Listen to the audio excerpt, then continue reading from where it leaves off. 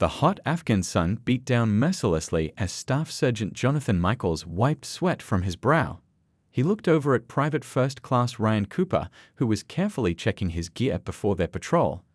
They had both come a long way since basic training. "Ready for another exciting day in paradise?" Jonathan called out with a tired smile. Ryan looked up and grinned. "As ready as I'll ever be, Sarge." Their friendship had started almost by accident. Jonathan, on his second tour, had taken the new guys under his wing when they'd first arrived in country. Something about Ryan's determined attitude and quiet sense of humor had reminded Jonathan of his younger brother back home. What began as casual mentorship soon grew into a bond stronger than either man had expected. When their unit came under heavy fire during a routine patrol 3 months into deployment, it was Ryan who dragged Jonathan to safety after shrapnel caught him in the leg. 2 weeks later, Jonathan returned the favor when he spotted an armed insurgent taking aim at Ryan from a rooftop. "I guess that makes us even," Ryan had joked afterward, his voice shaky despite his attempt at humor. "Not even close," Jonathan replied.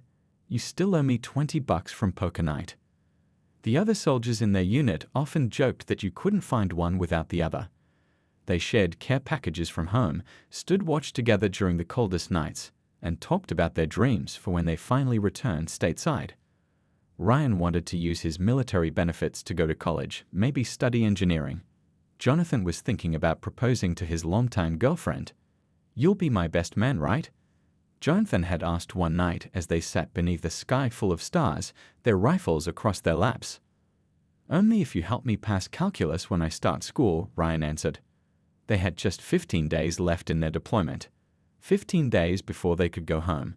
The atmosphere in camp had lightened as the end drew near. Soldiers were packing personal items, exchanging contact information, making plans for reunions back in the States. That morning started like any other. Pre-mission briefing, equipment check, vehicle inspection. Their convoy was tasked with escorting supply trucks to a forward operating base about 30 miles away. They had done this run dozens of times before. "Should be an easy one," the lieutenant said. "Then we're that much closer to going home."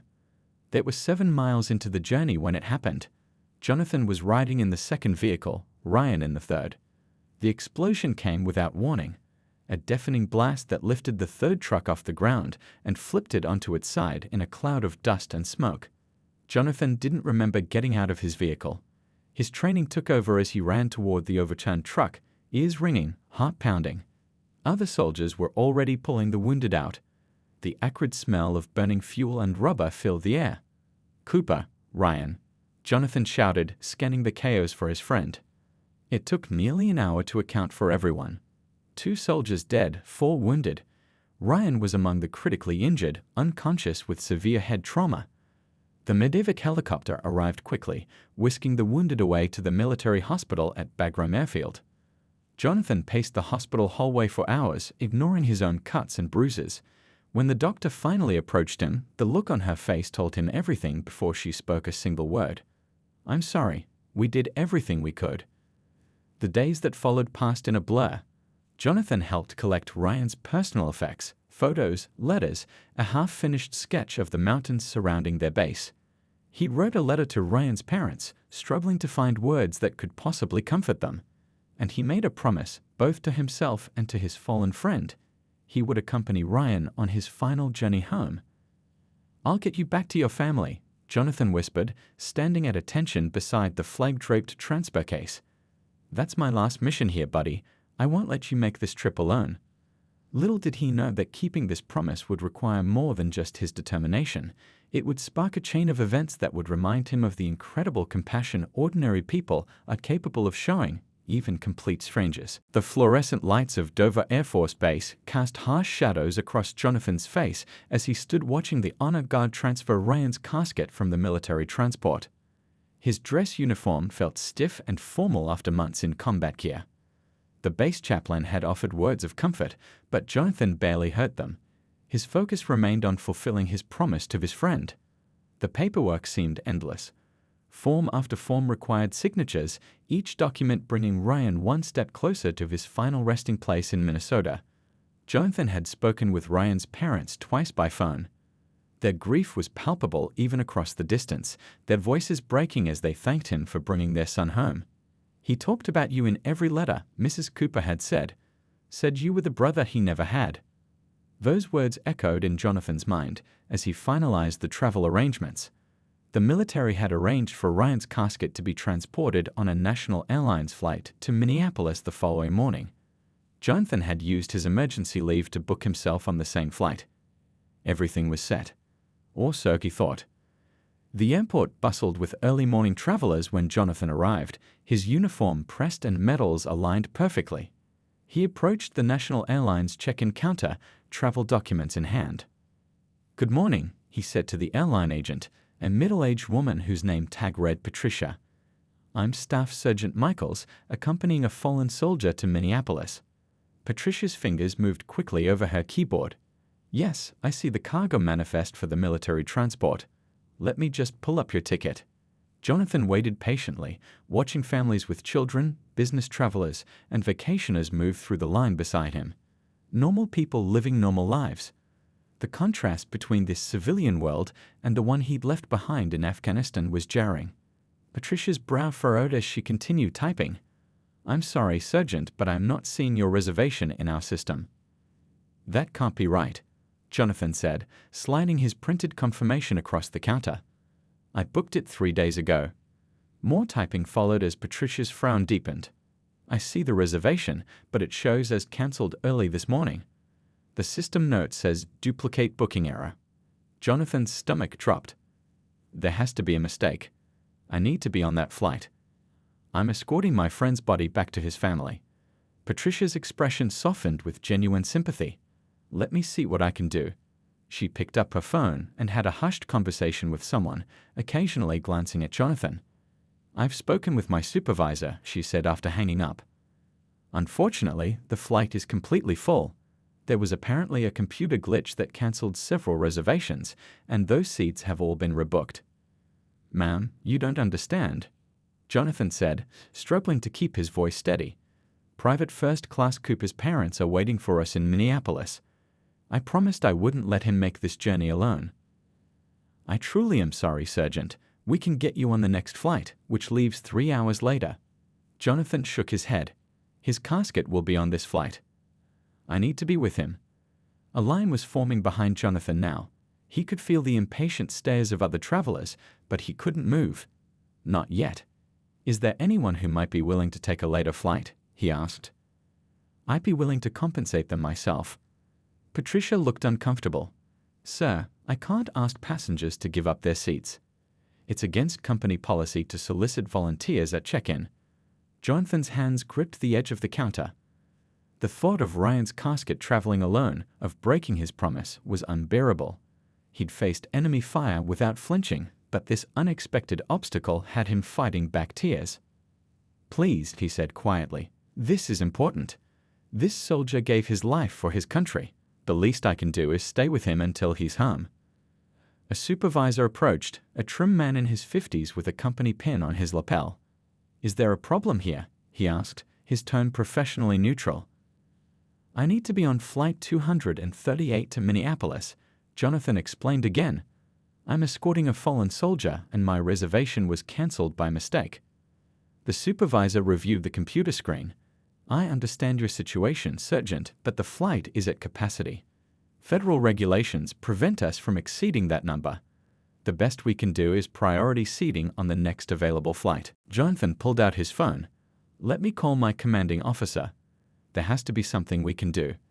As he stepped aside to make the call, he didn't notice the woman standing nearby who had overheard the entire exchange, her eyes filling with concern as she watched the soldier's shoulders slump under the weight of his burden. "Sir," the supervisor called after him, "we'll hold your friend's casket if you want to take the later flight. It's the best compromise we can offer." Jonathan turned back, his jaw tight. "With all due respect, that's not acceptable. I made a promise that I wouldn't leave his side until he was home with his family." Other travelers were beginning to take notice of the uniformed soldier's distress. An older gentleman in a business suit stepped out of line, watching the scene unfold. A young mother held her child closer, whispering something in the little boy's ear as she pointed discreetly toward Jonathan. I understand this is upsetting, the supervisor said, lowering his voice. But we have to follow procedure. There simply isn't a seat available. Jonathan's commanding officer answered his call. Sir, I've got a snag at the airport, he explained, moving toward a quieter corner of the terminal. The airline cancelled my reservation by mistake, and now they're telling me there's no way to get on the flight with Ryan. As he explained the situation in more detail, the agent named Patricia kept glancing his way, clearly troubled by the situation but bound by company rules. The supervisor remained at the counter, helping other passengers while occasionally looking in Jonathan's direction. Yes, sir, I understand. Thank you for trying, Jonathan finally said before ending the call. His commanding officer had promised to reach out to airline headquarters, but warned it might not be resolved in time. The reality of the situation was sinking in. After everything they'd been through together in Afghanistan, after promising Ryan's parents he would personally escort their son home, Jonathan might fail at this final, crucial task. He stared out the terminal window at the ground crew loading luggage onto the plane, the same plane that would carry his friend's body without him. Jonathan pocketed his phone and took a deep breath. He wasn't ready to give up, not yet. He walked back to the counter where Patricia was helping another customer. Excuse me, he said politely when she finished. Could I please speak with your manager? Not the supervisor, someone higher up. Patricia hesitated. Sir, I can assure you that my supervisor has the final say on seating matters. Please, Jonathan insisted. This isn't about airline miles or an upgrade. This is about honoring a fallen soldier. Something in his voice must have reached her because she nodded and picked up the phone again. Jonathan stepped aside, checking his watch. The flight would begin boarding in less than 40 minutes. A woman in her mid-50s approached him, her carry-on bag clutched in one hand. She had warm eyes and a kind face that reminded Jonathan of his high school math teacher. Excuse me, she said softly. I couldn't help overhearing. You're trying to escort a fallen soldier home. Jonathan nodded. Private First Class Ryan Cooper. He was, my friend. We served together in Afghanistan. I'm Diane, she said, extending her hand. Diane Holloway. I'm a teacher from Ohio. Are you saying they won't let you on the flight with him? There was some kind of booking error, Jonathan explained, shaking her hand. The flight's full, and they say they can't make an exception. Diane's expression hardened with determination. That's just not right at all. Before Jonathan could respond, the supervisor returned with another man, this one wearing a suit with the airline's logo on his lapel pin. Sergeant Michaels? I'm Tom Wilson, Regional Customer Service Manager. My supervisor called me about your situation. Sir, I need to be on that flight, Jonathan said firmly. Private Cooper's parents are expecting both of us to arrive together. I promised them. Tom Wilson had the practiced smile of someone used to saying no. Sergeant, I understand this is important to you, but we simply cannot create a seat where none exists. It's a federal safety regulation. Then find someone willing to take a later flight, Jonathan suggested, trying to keep the desperation from his voice. We don't solicit seat changes at check-in, Wilson explained. It creates confusion and delays. Diane, who had been listening quietly, suddenly spoke up. Well, if you won't ask, maybe I will. Wilson turned to her, startled. Ma'am, please don't. But Diane was already walking away, approaching a family near the seating area. Jonathan watched as she spoke animatedly, occasionally pointing in his direction. The family looked over at him, their expressions changing from curiosity to something like respect. Sir, Jonathan said, turning back to Wilson, I don't want to cause problems, but I made a promise to Private Cooper and to his family. I can't break that promise. There has to be something we can do. Wilson shifted uncomfortably. Our hands are tied by policy and federal regulations. Regulations, Jonathan repeated softly. Ryan died following orders and doing his duty. Now you're telling me that airline regulations are going to keep me from doing mine. A small crowd was gathering as more travelers noticed the uniformed soldier at the counter. Jonathan could feel their eyes on him, but he kept his focus on Wilson, who was looking increasingly uncomfortable. Look, Wilson said, lowering his voice, I respect your service and your dedication, but this isn't a military operation. We have procedures that we have to follow. Jonathan was about to respond when his phone rang. It was his commanding officer. Sir, he answered quickly. Jonathan, I've been on the phone with the airline's corporate office. They're willing to help, but they need time to coordinate with the ground crew. Can you put me on with the manager there? Yes, sir, Jonathan said, feeling a small spark of hope. He'd handed the phone to Wilson. My commanding officer would like to speak with you. Wilson took the phone with obvious reluctance. This is Tom Wilson, Regional Customer Service Manager. He listened for a moment, his expression changing gradually. Yes, I understand. But the flight is at capacity end. He was cut off mid-sentence. Yes, sir, I understand the circumstances are exceptional. As Wilson continued his conversation, Jonathan noticed that Diane had returned, and she wasn't alone. Behind her stood an elderly man leaning on a cane, wearing a Vietnam veteran's cap. Sergeant, the old veteran said with a crisp nod. Bill Peterson, 1st Cavalry Division, 68 to 70. I hear you need my seat. Jonathan stared at the Vietnam veteran in surprise. Sir, I appreciate the offer, but... No buts, son, Bill interrupted, his voice gravelly but firm. One soldier to another. I can catch the next flight. Tom Wilson handed Jonathan's phone back and shook his head. This isn't how we handle these situations. Well, maybe it should be, Diane said. She turned to the growing crowd of onlookers. This young man is trying to escort his fallen friend home to his family.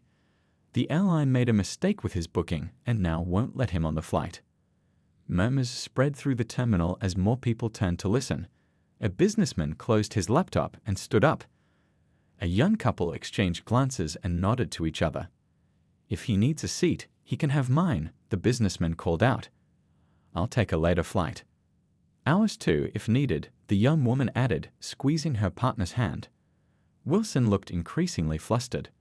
Please, everyone. We have procedures for handling overbooked flights. This isn't the way. Seems like the perfect way to me, Bill said, adjusting his veteran's cap. Sometimes doing the right thing means bending the rules a bit. More passengers were gathering now. A mother with 2 children approached. What's happening? She asked Diane. Diane explained the situation in a hushed voice, careful not to upset the children. The mother's eyes widened, and she looked at Jonathan with deep sympathy. My kids and I can wait for another flight, she offered immediately. It's important that he completes his mission. Jonathan was overwhelmed. He'd spent 15 months in a war zone where danger lurked around every corner, where it was hard to know friend from foe. Now, in this crowded airport terminal, strangers were stepping up to help him keep his promise to Ryan. I don't know what to say, he managed, his voice thick with emotion. Thank you all. Wilson was now on his own phone, speaking rapidly to someone. His free hand massaged his temple as he paced back and forth behind the counter. I understand that we need to comply with federal regulations, he was saying. But we have at least 5 passengers willing to voluntarily give up their seats. This is becoming a public relations situation. A flight attendant who had been watching the scene unfold approached Jonathan. I'm on your flight, she said quietly. Flight 238 to Minneapolis. What's your friend's name? Ryan Cooper. Jonathan replied. Private First Class Ryan Cooper. She nodded solemnly. I'll make sure the crew knows. We'll treat him with respect. An airport security officer had noticed the growing crowd and came over to investigate. Is there a problem here? He asked, looking between Jonathan and Wilson. Before either could answer, Diane stepped forward. No problem at all. Just Americans coming together to support one of our soldiers. The security officer, noticing Jonathan's uniform, offered a respectful nod. Carry on then, just keep the walkway clear. Wilson finally ended his call and approached Jonathan with a changed demeanor. Sergeant Michaels, I've been authorized to make an exception in this case. We're going to accommodate you on this flight. A small cheer went up from the gathered passengers. Bill clapped a hand on Jonathan's shoulder. I told you, son, some things are more important than rules. But, Wilson continued, raising a hand for quiet, we still need 1 volunteer to take a later flight. You already have one, Bill said firmly. Like I said, I'll take the next one. Sir, are you sure? Jonathan asked the older veteran. I don't want to inconvenience you. Bill's eyes, faded blue but still sharp, held Jonathan's gaze. My tour in Vietnam ended 50 years ago, but some things you never forget. One of those is that we bring our brothers home. Always. The announcement for pre-boarding of Flight 238 came over the speakers. Wilson handed Jonathan a boarding pass. Gate 14. They'll begin boarding in 10 minutes. As Jonathan gathered his things, passengers who had witnessed the scene began to approach him one by one. Some simply nodded respectfully. Others shook his hand. A few whispered thank you for your service as they passed. Diane gave him a quick hug. I'll make sure Bill here gets on his new flight safely, she promised. You go take care of your friend. Jonathan looked around at these strangers who had become unexpected allies. Somewhere in the back of his mind, he could almost hear Ryan's voice. See, Sarge? I told you there were still good people in the world. Jonathan made his way to Gate 14, still processing what had just happened at the check-in counter. People parted to let him through, some nodding respectfully as he passed. His phone buzzed with a text from his commanding officer. Problem resolved. Jonathan typed back a quick yes, sir, thanks to some amazing civilians. When he reached the gate area, he found it unusually quiet. Typically, pre-boarding announcements were met with the rustle of people gathering belongings, last-minute trips to the restroom, and the beep of phone calls being ended. But today, something was different. The gate agent, a young woman with short dark hair, looked up as he approached. Her eyes widened slightly at his uniform before she checked his boarding pass. Staff Sergeant Michaels, we've been expecting you. You have? Jonathan asked, surprised. She nodded. Word travels fast. The crew has been informed about Private Cooper. Captain wants to speak with you before boarding. As if on cue, a tall man in a pilot's uniform walked over. His silver hair peeked out from under his cap, and the 4 stripes on his sleeve marked him as the captain. Sergeant, he said, extending his hand. Captain Robert Anderson. I understand you're escorting a fallen soldier today. Jonathan shook his hand firmly. Yes, sir. Private First Class Ryan Cooper. The captain's grip was strong, his eyes steady. My son's in the army. Afghanistan, like you. Every time he flies back for leave, I think about the parents waiting for their children to come home. He paused, choosing his words carefully. And I think about the ones who only get to welcome their children home one last time. A lump formed in Jonathan's throat. He nodded, not trusting himself to speak. We'll take good care of both of you, the captain promised. I've instructed the ground crew at Minneapolis to have an honor guard ready when we land, if that's acceptable. That would mean a lot, sir. Thank you. The gate agent called for pre-boarding, announcing that families with small children and those needing special assistance could board first, but nobody moved. The passengers remained seated, an unusual stillness settling over the gate area. Jonathan glanced around, confused. An elderly woman nearby leaned toward him and whispered, "They're waiting for you, dear." The gate agent seemed to understand what was happening before Jonathan did. She cleared her throat and spoke into the microphone again. Ladies and gentlemen, at this time we'd like to invite Staff Sergeant Jonathan Michaels to board first, as he is escorting a fallen soldier home. A man in a business suit near the front of the seating area stood up. Then another passenger rose and another. Soon, everyone in the gate area was on their feet. No one clapped. Somehow they all understood that this wasn't that kind of moment, but they stood in silent respect as Jonathan made his way to the jetway. As he passed, a teenage boy stepped back and saluted awkwardly. His mother, standing beside him, had tears in her eyes. An older man removed his hat and held it over his heart. A woman reached out and briefly touched Jonathan's arm, nodding once when their eyes met. On the aircraft, the flight attendant who had spoken to him earlier was waiting. "We've reserved the first row for you," she said softly. "The captain will make an announcement once we're airborne to let the other passengers know about Private Cooper, if that's okay with you." Jonathan nodded, settling into his seat. Through the window, he could see the ground crew handling luggage with the usual efficient movements. Somewhere below in the cargo hold was Ryan's flag-draped casket. After everything that had happened that morning, they would complete this journey together after all. The rest of the passengers began to board. Each one who passed Jonathan's row acknowledged him in some way. A nod, a whispered thank you, a hand briefly laid on his shoulder. A businessman paused longer than the others. "My brother served in Iraq," he said quietly. "Came home safe, thank God. But every day, I think about how it could have been different." Jonathan noticed the businessman was wearing a blue tie with small yellow dots, the same colors as the service ribbon for Afghanistan. "That tie," he said, "is it?" The man smiled sadly. "For my brother's friends who didn't make it back. I wear it when I travel for work, to remember." By the time everyone had boarded, Jonathan had heard a dozen similar stories of brothers, daughters, friends who had served. Some had returned safely, others hadn't.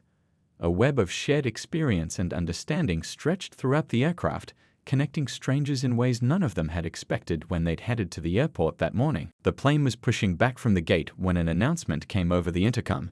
Captain Anderson's voice was clear and solemn. "Ladies and gentlemen, this is your captain speaking. Before we take off, I want to inform you that we have the honor of carrying a very special passenger today. Private First Class Ryan Cooper is returning home after making the ultimate sacrifice for his country in Afghanistan. His friend and fellow soldier, Staff Sergeant Jonathan Michaels, is accompanying him on this final journey." The cabin fell silent. Even the usual sounds of seatbelts clicking and overhead bins closing seemed to fade away. "I ask that you join me in a moment of silence to honor Private Cooper's service and sacrifice." For the next 30 seconds, not a sound could be heard throughout the aircraft. Jonathan closed his eyes, thinking of Ryan's laugh, his terrible jokes, the way he could fall asleep anywhere, anytime, a soldier's gift. He thought of the last time he'd seen Ryan alive, climbing into the third vehicle of their convoy with a casual salute and his usual grin. When the captain's voice returned, it was slightly rougher than before. "Thank you. We are privileged to play a small part in bringing one of our heroes home today." The flight attendants began their safety demonstration, their movements seeming more deliberate, more respectful than usual. When they finished, one of them, an older woman with kind eyes, stopped by Jonathan's seat. "Can I get you anything before we take off, Sergeant?" she asked. "No, ma'am. I'm fine, thank you." She lowered her voice. "The man who gave up his seat for you, the Vietnam veteran, he asked me to give you this." She handed Jonathan a folded napkin. On it was written, "Mission accomplished, soldier. Godspeed to you and your brother. Bill P." Jonathan carefully folded the note and tucked it into his pocket. When the plane lifted off, he watched through the window as the ground fell away beneath them. Somewhere below was Dover Air Force Base, where Ryan's journey home had begun. Ahead lay Minneapolis, where his parents waited. The flight was half over when Jonathan's phone buzzed with a text message. It was from his commanding officer again. "Just got a call from National Airlines corporate headquarters. They've heard about what happened at the airport. Their CEO wants to speak with you when you land." Jonathan typed back, "Am I in trouble, sir?" The response came quickly, "Quite the opposite. They're apologizing. Big time." Jonathan wasn't sure how to feel about that. He hadn't wanted to cause problems or embarrass the airline. He just wanted to keep his promise to Ryan and his family. About an hour later, the captain made another announcement. "Ladies and gentlemen, we're beginning our initial descent into Minneapolis. Local time is 11:42 a.m. and the temperature is 58 degrees. I've just been informed that there will be a special arrival ceremony for Private Cooper. For those of you connecting to other flights, please don't worry. Ground staff will ensure you make your connections." A flight attendant approached Jonathan again. "Sergeant, the crew would like you to be the first to deplane when we arrive. There will be representatives from both the airline and the military waiting to assist with Private Cooper's transfer." Jonathan nodded, grateful. "Thank you. For everything." The woman smiled sadly. "My nephew served in Iraq. This is personal for all of us." As the plane descended through the clouds, Jonathan could see the Minneapolis skyline coming into view. They were almost there, almost home. The landing was smooth, the taxi to the gate unhurried. When the aircraft came to a complete stop, the captain made one final announcement. "Ladies and gentlemen, please remain seated to allow Staff Sergeant Michaels to deplane first." But as Jonathan stood, something unexpected happened.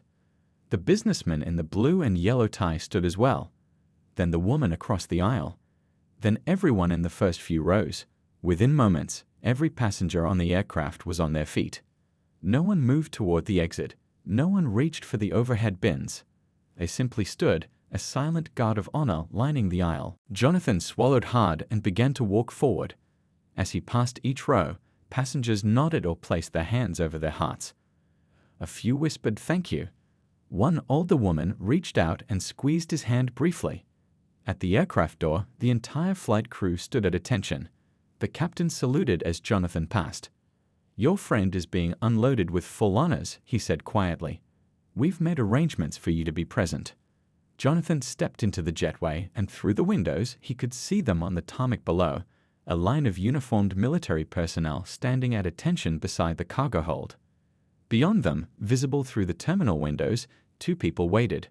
A man and woman holding each other, their faces a blend of grief and dignity. Ryan's parents had come to meet their son. Jonathan took a deep breath as he stepped onto the tarmac. The Minnesota air felt crisp after the recycled atmosphere of the airplane.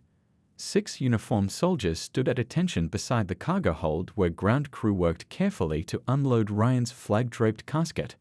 Among the military personnel, Jonathan recognized the insignia of Ryan's unit. These were local soldiers who had volunteered for this duty. A woman in an airline uniform approached him. Her badge identified her as the station manager. "Sergeant Michaels? I'm Linda Thompson. On behalf of National Airlines, I want to personally apologize for the difficulties you encountered this morning." Jonathan nodded but kept his eyes on the cargo hold. "Thank you, but that's not important right now." Linda followed his gaze and her professional demeanor softened. "Of course. The honor guard is ready.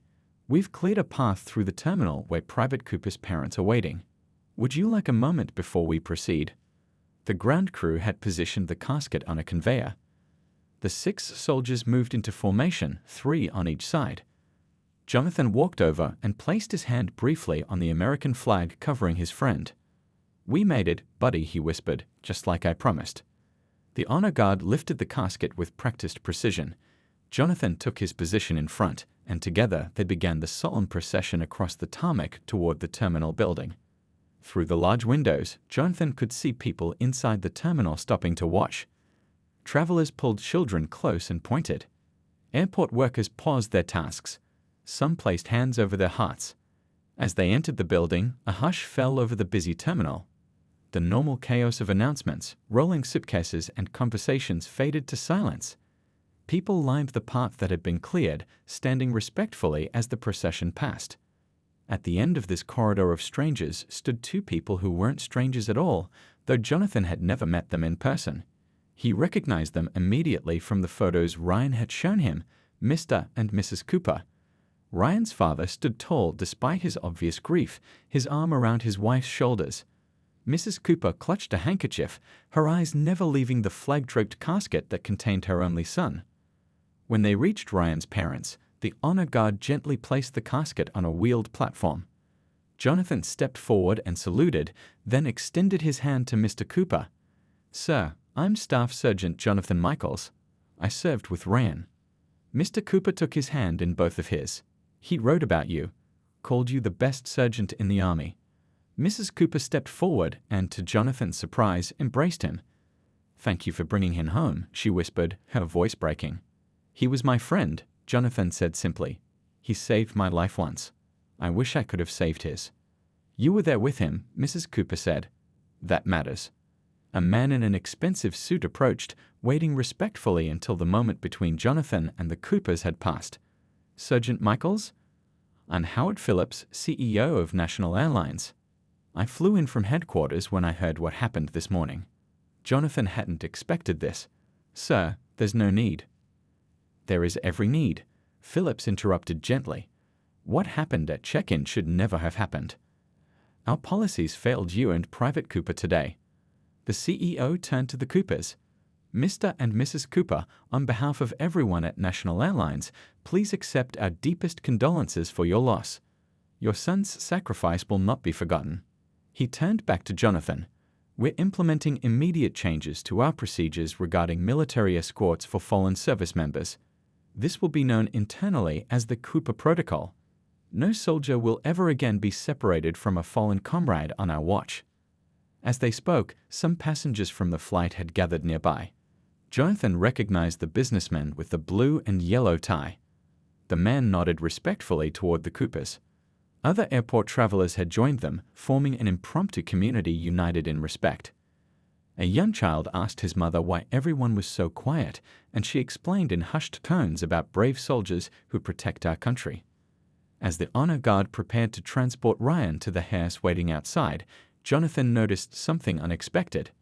Bill Peterson, the Vietnam veteran who had given up his seat, stood at the edge of the crowd.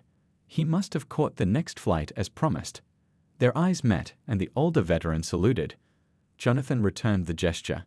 In that moment, standing between his friend's parents and surrounded by strangers who had become allies in his mission, Jonathan felt the weight of the past few days lift slightly. The journey that had begun in the dust and danger of Afghanistan had ended here, in this circle of compassion and respect.